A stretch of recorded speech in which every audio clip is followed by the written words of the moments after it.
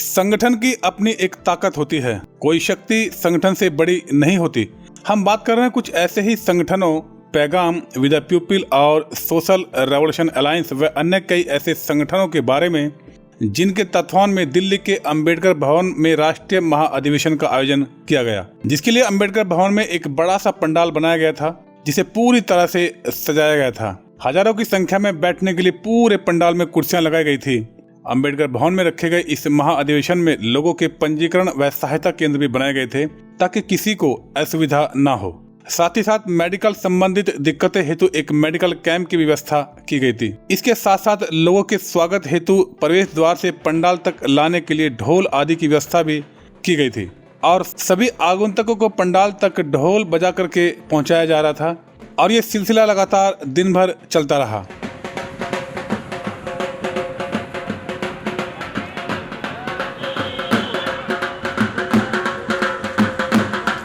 इस राष्ट्रीय अधिवेशन की अध्यक्षता पैगाम के संस्थापक सरदार तजिंदर सिंह धल्ली द्वारा की गई।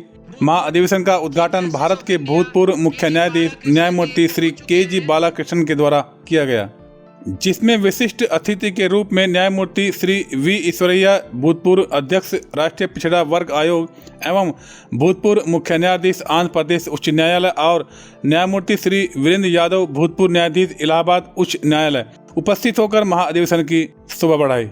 तीनों न्यायमूर्तियों ने राष्ट्रीय महाअधिवेशन के तीनों बिंदुओं सामाजिक परिवर्तन, जातिगत जनगणना और निजीकरण पर अपने अपने विचार साझा किए, जिनको श्रोताओं ने बहुत ही गंभीरता से सुना। इसी बीच राष्ट्रीय महाअधिवेशन में आए कुछ मेहमानों से खुला मंच ने बात की।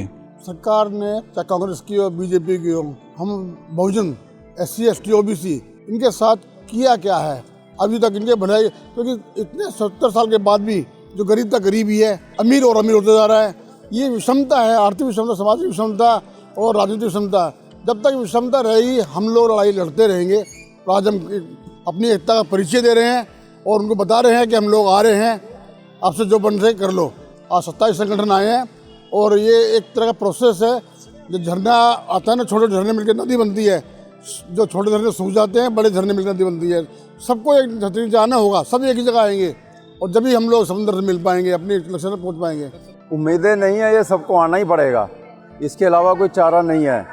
ये समझने की बात है, पर लेकिन ये है कि जो ये फंक्शन है, आज पैगाम ये फंक्शन कर रहा है, ये एक डायरेक्शन दे रहा है लोगों को, ठीक है ना। जब तक हमारा बेसिक कंसेप्ट क्लियर नहीं होगा, अगर हम छोटी छोटी चीज़ के लिए भागते रहेंगे तो हम जो पूरे समाज में सुख शांति चैन चाहते हैं वो नहीं मिल पाएगा।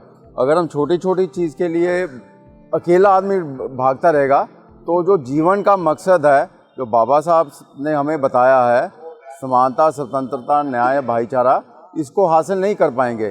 चाहे वो राजनीति में चले जाएं, चाहे मैं शिक्षा में बहुत आगे चले जाऊं, चाहे मैं खेल में आगे चले जाऊं, वो कंप्लीट मनुष्य की जो काबिलियत है उसको नहीं हासिल कर सकता।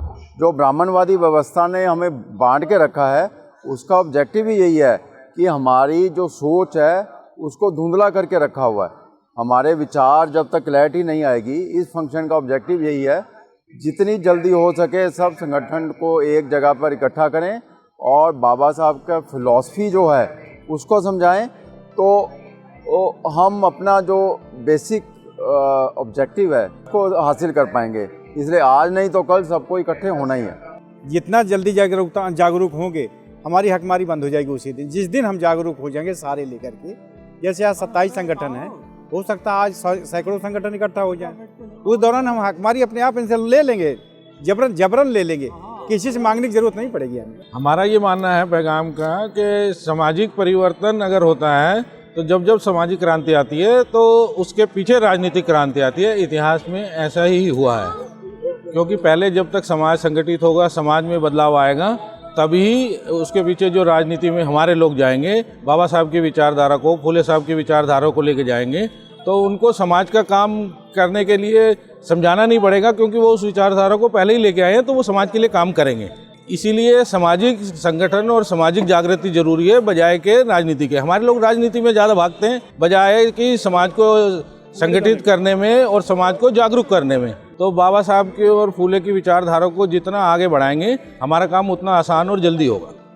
सामाजिक परिवर्तन यूँ जरूरी है कि आजकल जो जाति विषमता फैली हुई है, इसको खत्म करने के लिए सामाजिक परिवर्तन जरूरी है। हम सबको एकजुट होना पड़ेगा। अगर हम सब एकजुट नहीं हो पाएंगे तो सामाजिक विषमता के सदैव बनी रहेगी, इसलिए सामाजिक परिवर्तन जरूरी है। महाअधिवेशन में कई सांस्कृतिक कार्यक्रम भी प्रस्तुत किए गए।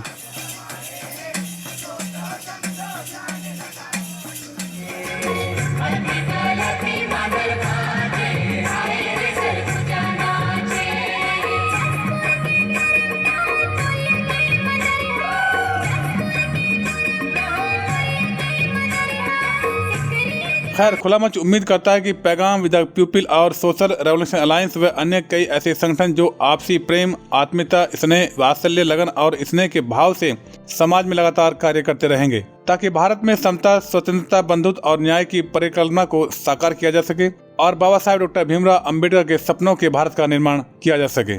दिल्ली से जयराम की रिपोर्ट। इसी तरह के वीडियो को देखने के लिए वीडियो को लाइक, शेयर और चैनल को सब्सक्राइब करें।